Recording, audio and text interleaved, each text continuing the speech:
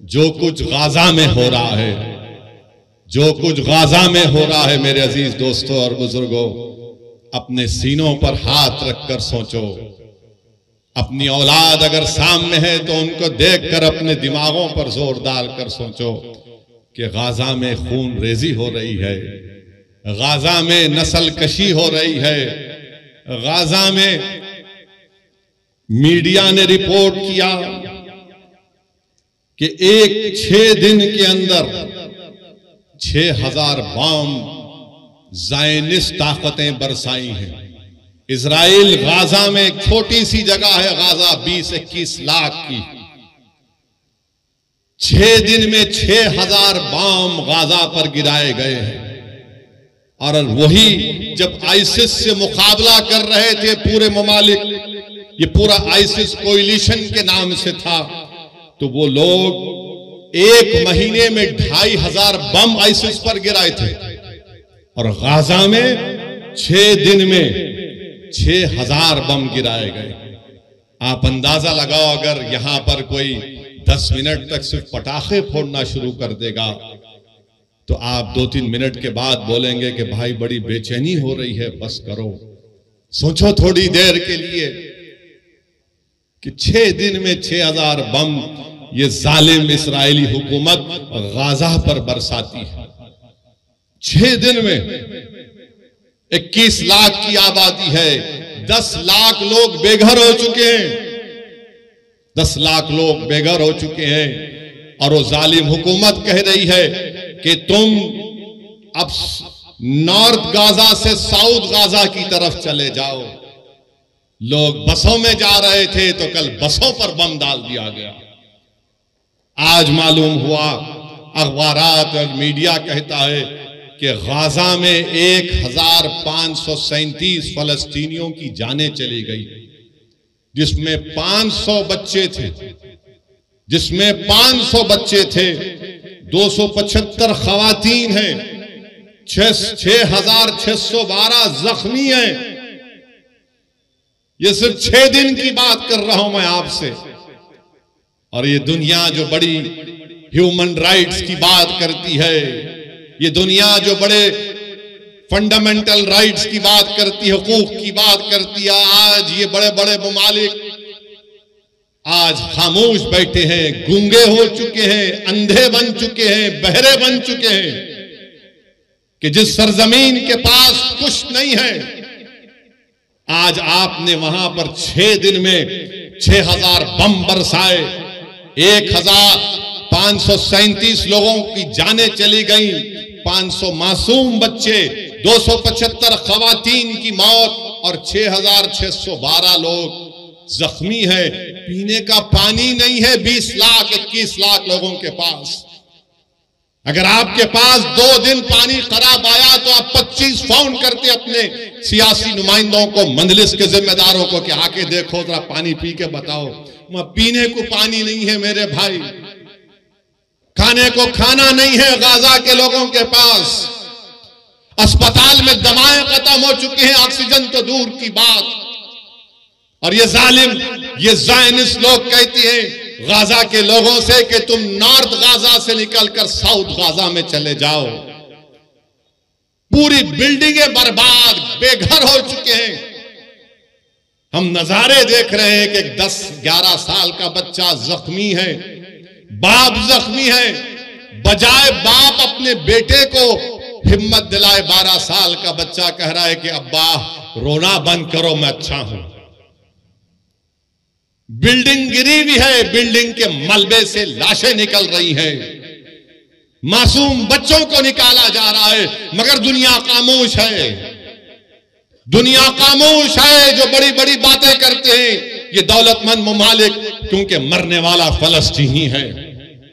यकीनन जो तशद्दुद होगा, वायलेंस होगा, हम कंडेम करते हैं उसको, चाहे कोई भी करो, वायलेंस रास्ता नहीं है। मगर ये बताओ ये कौन से वायलेंस है? ये तो नस्ल कशी है, ये तो आप उनको खत्म कर रहे हैं, आप उनको बिल्कुल खत्म, सफ़े हस्ती से मिटाना चाहते हैं, जिसको अंग्रेजी में कहते हैं एथनिक क्लेंसिंग हो रहा है फलस्तीनियों का। मैं बताना चाहूंगा आपको कि 2016 साल से गाजा में महासिरा है। 16 साल से कोई बाहर जाना है तो उसको परमिशन, कोई अंदर आना है तो उसको इजाजत लेना पड़ता है। आपने देखा ना कोविड में क्या हुआ था। कोविड में क्या हुआ था कि कोविड में बगैर पास के नहीं कोई नहीं निकल सकता था। 16 साल से फलस्तीनियों को उस तरह का बर्ताव किया जा रहा है। पीने का पानी नहीं है, लाइट उनकी बंद कर दी गई क्योंकि इजराइल के पास से बिजली आती है। 16 साल से महासरे में, अरे समंदर है, मच्छी नहीं पकड़ने देते ये ज़ायनिस्ट लोग। और उस 21 लाख में 50% आबादी 18 साल की, 20 साल के नौजवानों की है। और आपको जानकर तकलीफ होगी कि 2008 से 6407 फलस्तीनियों को ज़ायनिस्ट लोग मार दिए, जिसमें से 18 साल के कम उम्र 1437 बच्चे थे। और अब इजराइल एक फास्फोरस चीज आती, उसका बम गिरा रहा है। यानी जब वो गिरता है तो बिल्डिंग को पिघला देता है, अगर जिस्म पर गिरता है तो चमड़ी से हड्डी को गला देता है। यह जुल्म गाजा के लोगों पर किया जा रहा है। और अमेरिका, बर्तानिया, ये यूरोप, ये फ्रांस जब बड़ी बड़ी बातें करते हैं, आज गूंगे बनकर बैठे कि मासूम लोगों को, अरे 80 साल से लड़ रहे हैं अपनी फलस्तीन और मस्जिद अक्सा और बैतुल मुक़द्दस के लिए। मेरे अजीज दोस्तों और बुजुर्गों, ये बात कहना जरूरी था। इसलिए जरूरी है कि अगर गाजा का नाम आए, फलस्तीन का नाम आए, मस्जिद अक्सा का नाम आए, बैतुल मुक़द्दस का नाम आए, और तुम्हारे और हमारे दिलों में हरारत ईमानी पैदा नहीं हुए, तो फिर तुम इंसान कहलाने के लायक नहीं हो। अगर हम इनकी मदद नहीं कर सकते, हम दूर हैं, मगर जज्बात से कर सकते हैं और करना चाहिए। अगर जज्बात भी नहीं है तो मुस्लिम शरीफ की हदीस है कि आका ने फरमाया कि तुम मुनाफिक हो। अल्लाह के रसूल सल्लल्लाहु अलैहि वसल्लम ने फरमाया कि तुम मुनाफिक हो। वो अंबियाओं की बैशत की सरजमीन है। हजरत दाऊद अलैहिस्सलाम, सुलेमान और ईसा अलैहिस्सलाम की बैशत की सरजमीन है। हजरत इब्राहिम अलैहिस्सलाम की खबर, हजरत मूसा अलैहिस्सलाम की खबर वहां पर है। मेरे अजीज दोस्तों और बुजुर्गों, काबतुल्लाह को तूफान नूह के बाद अल्लाह के हुक्म पर हजरत इब्राहिम अलैहिस्सलाम ने काबतुल्लाह को बनाया, और 40 साल के बाद अल्लाह के हुक्म के बाद मस्जिद अक्सा को हजरत सुलेमान अलैहिस्सलाम ने बनाया। और दुनिया को हम बताना पड़ेगा कि हमारा रिश्ता फलस्तीन से, गाजा से, मस्जिद अक्सा से, बैतुल मुक़द्दस से क्या है। जब तक कुरान में वो आयात है कि असरा में अब नहीं, जब तक कुरान में ये सूरा रहेगा, सुबह क़यामत तक हमारा रिश्ता फलस्तीन और गाजा से रहेगा।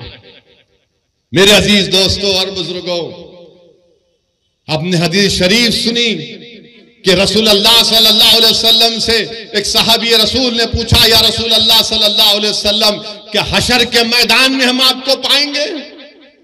अल्लाह के रसूल सल्लल्लाहु अलैहि वसल्लम ने फरमाया कि हाँ, तुम मुझे हशर के मैदान में पाओगे।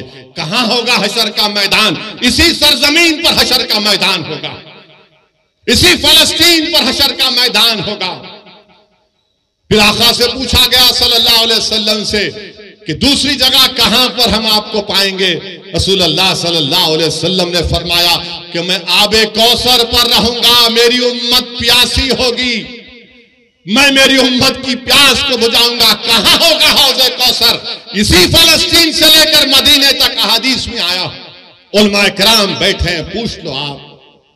मेरे अजीज दोस्तों और बुजुर्गों, ये वो मुबारक सरजमीन है कि कुरान में लफ्ज बारक ना 5 मरतबा आया तो अल खुद है वो। चाहे सूर्य असरा हो, सूर्य जितने भी 4-5 सूरों में जिक्र आया, 5 जगह पर लफ्ज बारकना का मतलब खुद। अल्लाह के रसूल सल्लल्लाहु अलैहि वसल्लम ने फरमाया कि बड़ी खूब जगह है ये, बड़ी खूब जगह है। तो सहाबा ने पूछा रसूलुल्लाह सल्लल्लाहु अलैहि वसल्लम क्यों? तो रसूलुल्लाह सल्लल्लाहु अलैहि वसल्लम फरमाया कि यहां पर फरिश्ते अपने पर बिछा कर बैठते हैं, यहां पर फरिश्ते अपने पर बिछा कर बैठते हैं।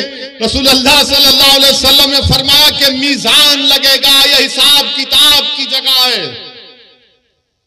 मेरे अजीज दोस्तों और बुजुर्गों, इमाम अहमद ने यह हदीस शरीफ लिखी अपने मसनद में कि अल्लाह के रसूल सल्लल्लाहु अलैहि वसल्लम ने फरमाया कि मेरी उम्मत में गिरोह रहेगा जो सुबह क़यामत तक हक की तरफदारी करेगा, जो सुबह क़यामत तक हक की तरफदारी करेगा, बातिल ताकतों से मुकाबला करता रहेगा।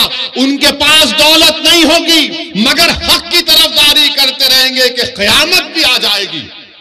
तो सहाबा इकराम ने पूछा है रसूलल्लाह वो कौन सी जगह होगी? तो आक़ाए दो आलम सल्लल्लाहु अलैहि वसल्लम ने फरमाया अल खुद्स, अल खुद्स, अल खुद्स।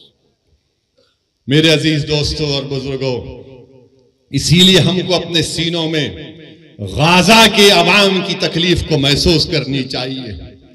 वो जो 500 बच्चे मरे, तकलीफ को महसूस करो, वो तुम्हारी औलाद तो नहीं है, मगर सोचो अगर तुम्हारी औलाद मर जाती। सोचो थोड़ी देर के लिए वो कोविड में जब हम लाशों को उठा उठा कर डर डर कर लेकर जा रहे थे, सोचो थोड़ी देर के लिए 1 साल 2 साल नहीं 70 साल से ये मुजाहिद, ये गय्यूर कौम अगर पूरी दुनिया में हक की सरबुलंदी के लिए और बातिल की शिकस्त के लिए अगर किसी सरजमीन पर मुबारक रूहों का खून गिरा है तो मसले फलस्तीन पे गिरा। मस्जिद अक्सा बैतुल मुक़द्दस के लिए खून बहाया जा रहा है। मैं सलाम करता हूं उन माओं को जिन्होंने इन बहादुर बच्चों को पैदा किया जो ज़ायनिस्ट लोगों की गोलियों का निशान बन रहे हैं, जो बमों से उनकी मौत हो रही है। मगर दुनिया ये जान ले कि जब तक हम जिंदा है दुनिया जिंदा है, जब हम नहीं तो दुनिया भी नहीं। याद रखो, मौत से डरने वाले हम नहीं, हम अपना मुकद्दर लिखा कर लाए हैं कि अल्लाह मेरी जिंदगी में लिख चुका है, तुम्हारी जिंदगी में लिख चुका है। मगर सवाल यह है कि तुम अपनी जिंदगी गुलामों की तरह गुजारोगे या फिर तुम बहादुरों की तरह अपनी जिंदगी को गुजारोगे। लोग मुझसे पूछते हैं फोन करके कि असदुद्दीन अवैसी ये कैसा हो रहा है, ये क्या हो रहा है।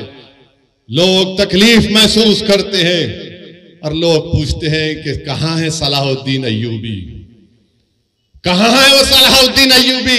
अरे तुम अपनी औलाद की क्या तरबियत कर रहे हो? कहां से सलाहुद्दीन पैदा होगा जब बाप अपनी औलाद के सामने अपनी मां की बेइज्जती करेगा? कहां से सलाहुद्दीन आएगा जब तुम बेटे के सामने औलाद के सामने अपनी बीवी से गलत बर्ताव करते हो? कहां से सलाहुद्दीन आएगा जब नौजवान गुनाह करते हैं, जिना करते हैं? कहां से सलाहुद्दीन आएगा जब तुम जिना करते हो? कहां से सलाहुद्दीन आएगा जब तुम अपने हाथ से अपने भाई का कत्ल करते हो? कहां से सलाहुद्दीन पैदा होगा जब हमारी बेटियां गुनाह करती हैं? सलाहुद्दीन कैसे पैदा होगा? जब तुम नेक बनोगे, जब तुम गुनाहों से दूर रहोगे, तुम रसूलुल्लाह सल्लल्लाहु अलैहि वसल्लम से बेपनाह मोहब्बत करोगे तमाम चीज और दुनिया से बढ़कर। सलाहुद्दीन अय्यूबी जिंदगी में जब तक बैतुल मुक़द्दस मस्जिद अक्सा पर कामयाबी हासिल नहीं किया, उसकी पेशानी पर बल रहता था।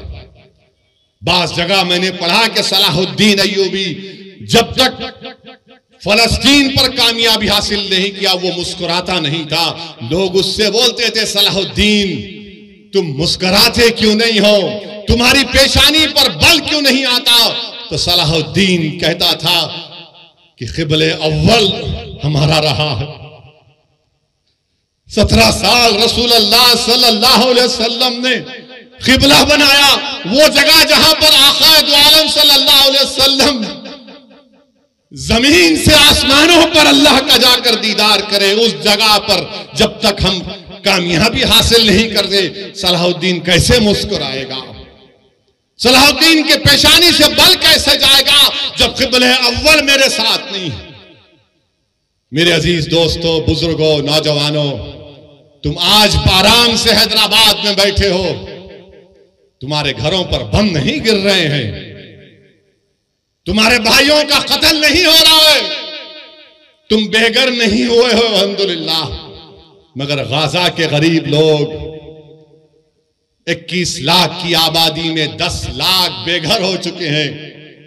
और ये जालिम इजरायली हुकूमत चाहती है कि इन तमाम गाजा के लोगों को खाली करा दिया जाए और उसको सिक्योरिटी जोन बनाकर इनको सीनाई के सहरा में ले जाकर छोड़ दिया जाए।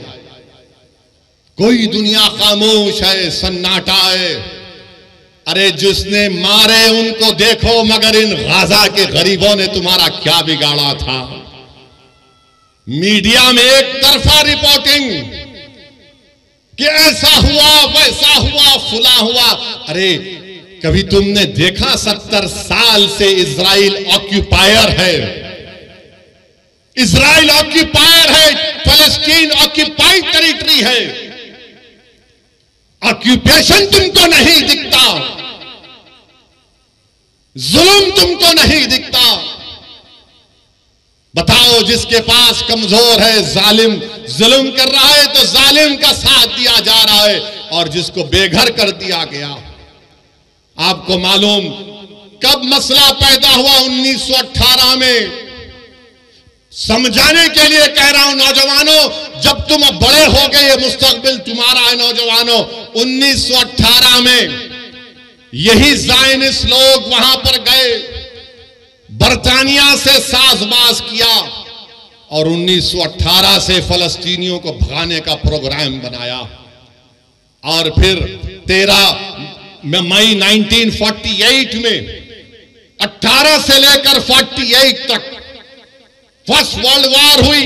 उसके बाद से तरीके से, साजिशों से फलस्तीनियों को मारा गया, भगाया गया। और उसके बाद क्या हुआ? 20-25 साल के अरसे में, जिसको फलस्तीन की तारीख में नकबा कहते हैं, कितने लोग बेघर हो गए? 1.5 करोड़ फलस्तीनियों को भगा दिया गया। और फिर 67 की जंग हुई तो हमने मस्जिद अक्सा को खो दिया, उस मुबारक जगह को खो दिया जहां पे आक़ाए दो आलम सल्लल्लाहु अलैहि वसल्लम तमाम रसूलों और नबियों की नमाज इमामत की थी। और उस वक्त से वो फलस्तीनी लड़ रहे हैं। फलस्तीन का मसला सिर्फ अरबों का मसला नहीं, फलस्तीन का मसला सिर्फ मुसलमानों का मसला नहीं, फलस्तीन का मसला हर उस इंसान का मसला है जो इंसाफ चाहता है, जो इंसाफ चाहता है। और जो पूछते हैं कि सलाहुद्दीन कहां आएगा? अरे सलाहुद्दीन को आने के लिए तुमको नेक बनना पड़ेगा। जब ईसाइयों ने मस्जिद अक्सा और बैतुल मुक़द्दस पर कब्जा किया, क्रूसेडर्स ने एक दिन में 70,000 मुसलमानों का कत्लेआम हुआ। उनके घोड़े गिर जाते थे, इतना खून था। मगर जब सलाहुद्दीन अय्यूबी ने फलस्तीन बैतुल मुक़द्दस पर कामयाबी हासिल की और तमाम ईसाई लोग जमा हुए, बोले कि सलाहुद्दीन अब तुम हमसे क्या करोगे? तो सलाहुद्दीन अय्यूबी ने कहा कि मैं वो नहीं करूंगा जो तुमने किया था। मैं रसूल अल्लाह सल्लल्लाहु अलैहि वसल्लम के गुलामों का गुलाम हूं, तुमको मैं माफी देता हूं, जाओ, तुम्हारी जान को भी कोई हाथ नहीं लगाएगा। यही सलाहुद्दीन अय्यूबी के पास एक कबीला था जो दीन इस्लाम को कबूल नहीं करता था। सलाहुद्दीन अय्यूबी ने जोर जबरदस्ती नहीं की। एक कबीले की एक औरत आई सलाहुद्दीन अय्यूबी के पास और आकर कहा कि सुल्तान, मेरे 4 बच्चे गायब हैं, मेरे बच्चों को वापस लेकर आओ। Salahuddin Ayyubi Fatih फलस्तीन, Fatih Betul मुक़द्दस उठता है, अपने जिस्म पर जर्रा पहनता है, तलवार उठाता है। वो औरत खातून कहती है, कहां जा रहे सुल्तान? तो कहा, तेरे बच्चों को तलाश करने जा रहा हूं। वो हैरान होकर पूछती, आप जाएंगे मेरे बच्चों के लिए? बोले हाँ, तेरे बच्चे मासूम हैं, फजर को निकलता सलाहुद्दीन अय्यूबी ज़हर हो जाती है। ज़हर से असरते करीब जब सलाहुद्दीन अय्यूबी इन बच्चों को देखता है, बच्चे डरे हुए हैं, सहमे हुए हैं, उनको गोद में उठाकर अपनी माँ के पास जब लेकर आता है तो बच्चे उसमें से जो बड़ा उम्र का बच्चा था 13-14 साल का, वो फर्त मसरत में अपनी माँ की तरफ दौड़ता है कि अम्मा अम्मा। तो उस माँ ने क्या किया, उस माँ ने उस बच्चे के मुंह पर एक जोरदार तमाचा मारा और कहा कि जा सलाहुद्दीन के कदमों में गिर जा, ये वो नबी मोहम्मद सल्लल्लाहु अलैहि वसल्लम का गुलाम है, अगर ये ऐसा है तो उसका रसूल कैसा रहमत वाला होगा। ये सलाहुद्दीन अय्यूबी था। मेरे अजीज दोस्तों और बुजुर्गों, नौजवानों, इसीलिए कह रहा हूं कि तुमको नेक बनना पड़ेगा। और याद रखो इस बात को, जब तुर्कों की हुकूमत थी, सल्तनत उस्मानिया की हुकूमत थी, तुम्हारा ख्याल यह है कि तुम्हारा मिजाज ये है कि तुम अपने फोनों पर, टीवी पर अर्तुगुल देखकर खुश हो जाते, तुम उस्मान का सीरियल देखकर खुश हो जाते। मगर क्या तुमको मालूम कि जब तक 400 साल तुर्कों की हुकूमत थी, मस्जिद अक्सा हमारे पास थी, मगर जब तुर्कों से इख्तिदार, इत्तेहाद जब कमजोर हुआ, कबीलों की बुनियाद पर, असबियत की बुनियाद पर जब इत्तेहाद पारा पारा हो गया, तो सबसे पहली चीज जो हमारे हाथ से चले गई वो मस्जिद अक्सा और बैतुल मुक़द्दस हमारे हाथ से चला गया। इसीलिए मेरे अजीज दोस्तों और बुजुर्गों, इत्तेहाद को मजबूत रखो। याद रखो, तुमको हम तमाम, मुझसे तुमको नफरत होगी, मगर मेरी और तुम्हारी ख्वाहिशों से ज्यादा और अहमियत का काम इत्तेहाद है। असदुद्दीन ओवैसी यकीनन कमजोर है, मगर याद रखो ये इत्तेहाद तुम्हारे लिए और मेरे लिए, आने वाली नस्लों के लिए जरूरी है। हमने इत्तेहाद को खोया तो मस्जिद अक्सा निकल गई हमारे हाथ से, मस्जिद अक्सा हमारे हाथ से निकल गई। तो इत्तेहाद को मजबूत रखो। बुजुर्गों, नौजवानों, मेरी इज्जतदार मां और बहनों, इस गुनाहगार की गुजारिश यही है कि अपने इत्तेहाद को मजबूत रखो। तुम्हारा इत्तेहाद कमजोर होगा तो ये तारीख तुमको बता रही है कि हमने क्या खोया। हमने क़िबले अव्वल को खो दिया। मगर लाखों सलाम वो गाजा के बहादुरों पर, जो गाजा के बहादुरों पर जो आज भी लड़ रहे हैं, कल भी लड़ेंगे। मगर हम हमारे वजीर आजम से कहना चाहेंगे कि मोदी जी रोको जो गाजा में जुल्म हो रहा है फलस्तीनियों पर। आपने कहा कि India stands in solidarity with the Palestinian people, तो सॉलिडारिटी दिखाओ। रोको उन लोगों को। 21 लाख में से 10 लाख लोग बेघर हो चुके हैं। वो शैतान नेतन्याहू जालिम है, वॉर क्रिमिनल है, वो जो ढकेल रहा है फलस्तीनियों को, ढकेल रहा है कि घरों को बर्बाद, 6000 बम गिराए गए। हम भारत के वजीर आजम को बताना चाह रहे कि महात्मा गांधी ने क्या कहा था। गांधी ने कहा था कि ये फलस्तीन अरबों का है, जिस तरह अंग्रेजों के लिए बर्तानिया है, फ्रेंच के लिए फ्रांस है, ये अरबों की जमीन है, ये अरबों की जमीन है, गांधी ने कहा था। मगर अफसोस की बात यह है कि आज हमारी हुकूमत खामोश बैठी हुई है। क्यों खामोश बैठी हुई है? अगर हम पूरी दुनिया में एक सुपर पावर बनना चाहते हैं, अगर हम अक़वाम मुत्तहिदा की सिक्योरिटी काउंसिल में मेंबरशिप चाहते हैं वोटिंग राइट के साथ, तो फिर हमारी हुकूमत को, हमारे मुल्क को ये जो वार क्राइम्स इजराइल कर रहा है उसकी मजम्मत करनी चाहिए। जो फलस्तीनियों को गाजा से निकाला जा रहा है उनकी मदद करनी चाहिए, रोकना चाहिए। अरे उनको पानी दो, दवा दो, लाइट दो। ये कौन सा जुल्म है कि तुम उनको मार रहे हो? बेहतरीन से बेहतरीन हथियार अमेरिका दे रहा है, अरे आप इन पर हथियार बरसा रहे। मेरे अजीज दोस्तों और बुजुर्गों, अभी हमारे मुल्क के चीफ मिनिस्टर ने कह दिया क्या कहा उन्होंने कि अगर कोई फलस्तीन का नाम लेगा तो उसको बुक कर दो। सुनो मुख्यमंत्री, मैं फलस्तीन का झंडा तिरंगे के साथ लगा के आया, मैं फलस्तीन के लिए खड़ा हूं और खड़ा रहूंगा इंशाअल्लाह ताला। फलस्तीन सिर्फ मुसलमानों का अरबों का मसला नहीं, फलस्तीन इंसानियत का मसला है। और हम उस बाबा मुख्यमंत्री से कहना चाहेंगे, अगर आपको केस बुक करना है तो विजारत खारजा MEA पर केस बुक करना पड़ेगा। अगर कई यूपी में मोदी जी आ गए तो उन पर भी केस बुक करना पड़ेगा आपको। मेरे अजीज दोस्तों और बुजुर्गों, मेरी आप तमाम से गुजारिश है कि अपनी दुआओं में इन गाजा के मजलूमों के लिए दुआ करिए। हम इस मुबारक शब में अल्लाह से दुआ करते हैं कि अल्लाह तुझे तेरे हबीब मोहम्मद मुस्तफ़ा सल्लल्लाहु अलैहि वसल्लम का वास्ता तो इन गाजा के लोगों की हिफाजत फरमा दे। अल्लाह हम तुझसे तेरे हबीब का वास्ता देकर भीख मांगते हैं, या अल्लाह इनकी जानों और माल की हिफाजत फरमा। परवरदिगार इनकी गैब से मदद फरमा। या अल्लाह तेरे हबीब का इरशाद है कि सुबह क़यामत तक एक गिरोह रहेगा जो हक की तरफदारी करेगा।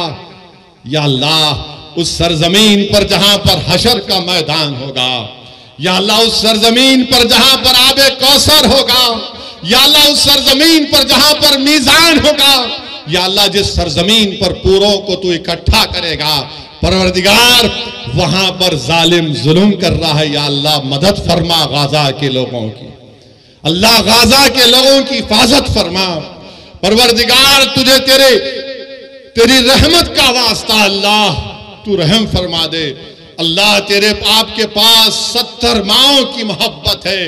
परवरदिगार जो हजारों की तादाद में लोग मर रहे हैं, जो बच्चे मर रहे हैं, अल्लाह उन माँ बाप को हिम्मत दे, अल्लाह उनकी हिफाजत फरमा। अल्लाह तेरी पूरी कायनात में कोई ऐसा नहीं है जो इन गरीबों की मदद कर सके, मगर अल्लाह तू जमीन व आसमान का खालिक है, तेरे खजाने में कोई कमी नहीं आएगी। अल्लाह तू कुन फयकून फरमा दे। परवरदिगार अल्लाह उनको कोई खाना नहीं दे रहा, अल्लाह तू रज़्ज़ाक़ है, उनको रिज़्क़ दे दे। अल्लाह कोई इनको पानी नहीं दे रहा, तू आसमानों से बारिश को बरसा दे। अल्लाह इनके पास दवा नहीं है, तू शाफी है, अल्लाह उनकी शिफात फरमा दे। परवरदिगार आज इस जमीन पर जो लोग हक के लिए काम कर रहे हैं उनकी मदद फरमा। अल्लाह जालिमों के जुल्म से छुटकारा दिला दे, अल्लाह तशद्दुद को खत्म कर दे। हमारी अल्लाह से दुआ है कि अल्लाह नबी करीम सल्लल्लाहु अलैहि वसल्लम के सदक़े तो फैल में फलस्तीनियों की मदद फरमा। अल्लाह उस इलाके को अमन का गहवारा बना दे, अल्लाह उस इलाके को अमन का गहवारा बना दे। अल्लाह हमारे मुल्क में अमन को मजबूत फरमा दे। अल्लाह हमारे जान और माल और खास तौर से या अल्लाह हमारे ईमान की हिफाजत फरमा। अल्लाह हमारे ईमान की हिफाजत फरमा। परवरदिगार जब तक तू हमको जिंदा रखेगा, मेरे मौला तुझे तेरी रहमत का वास्ता, तेरे हबीब का वास्ता, हम झुके तो सिर्फ तेरे सामने झुके। अल्लाह हम किसी से मांगे तो तुझसे मांगे। अल्लाह हमको शिरक से बचा ले, अल्लाह हमको शिरक से बचा ले। अल्लाह तू हमारा रब है, हमारे लिए काफी है। अल्लाह तू हमको रसूल अल्लाह सल्लल्लाहु अलैहि वसल्लम को उम्मती बनाया, ये दुनिया का सबसे बड़ा एजाज हमको दिया। मेरे रब लाज रख ले, मेरे अल्लाह लाज रख ले। परवरदिगार अल्लाह कमजोरों की मजलूमों की लाज रख ले। अल्लाह इनकी हिफाजत फरमा जो बेसरो सामानी में अल्लाह जानवरों से बदतरीन सलूक गाजा में किया जा रहा है। अल्लाह गाजा के उन गरीबों की मदद फरमा। अल्लाह हमारे वतन अजीज में अमन को मजबूत कर दे, जालिमों के जुल्म का छुटकारा दिला दे। अल्लाह जो लोग हक के लिए मेहनत कर रहे हैं, अल्लाह उनको कामयाब कर दे। अल्लाह हमारे इत्तेहाद को मजबूत फरमा। परवरदिगार हमारे इत्तेहाद को मजबूत फरमा। अल्लाहुम्मा सल्लि अला सय्यिदिना मुहम्मदिन अब्दिका रसूलिका रब्बि उम्मिल आलि सहाबि सल्लिम। सुब्हान रब्बिका रब्बिल इज्जति अम्मा यसिफून व सलाम।